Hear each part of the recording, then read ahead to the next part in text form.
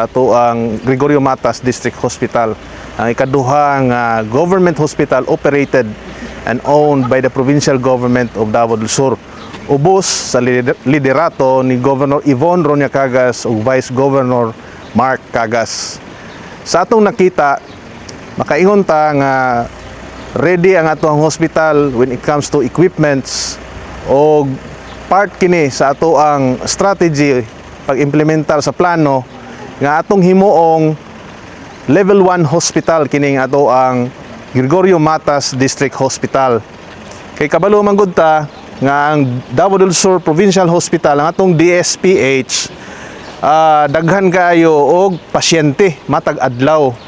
So somehow to decongest the influx of patients sa ato ang DSPH, part kini sa strategy sa provincial government nga atong gi-improve ang ato ang Gregorio Matas District Hospital aron sa ingon ang mga katawhan nga niya parte sa Kiblawan, porsyon sa Matanaw, porsyon sa Hagonoy, porsyon sa Padada, porsyon sa Sulop, diri na sila muanhi sa ato ang Gregorio Matas District Hospital. Aron sa ang resulta na is ang DSPH dili kay siya mabugatan when it comes to the number of patients nga musulod diha matag adlaw.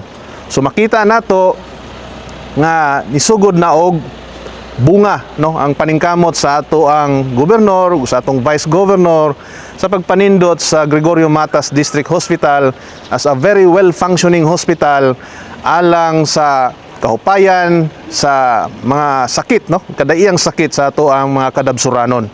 So maabot nga mga panahon daghan pag i-implementar dire kay kini mga ongoing karon dito nga mga trabaho for additional bed capacity requirement kana siya aron mahimo tang level 1 hospital. So daghan na pong doktor gani ni testify gyud no, nagpamatuod gayod ang usa sa mga pasyente dito ganina nga among gi-interview, daghan mig pasyente gi-interview pero kato lang among gikuha og video nga niuyon man siya nga magpa-video.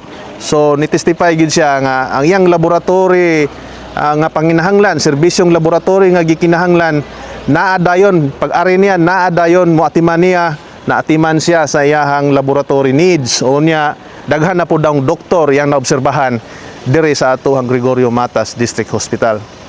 So daghan epektibo, nagpamatuod lamang kini nga epektibo no ang estratehiya nato sa iHealth iShare when it comes to no kining health programs. Wala lang ta gi-maintain, wala lang ta nag-maintain og DSPH kundi ato yung gipakusgan, atong gi-improve, atong saksakan og daghang equipments ang ato ang GMDH aron sa ingon makaserbisyo sa mga kadabsuranon no diri parte sa ato ang probinsya. So hinaot nga daghan mog nakatunan o hinaot nga padayon ta mo kooperar no, padayon natong i-appreciate pod no ang paningkamot sa ato ang provincial government.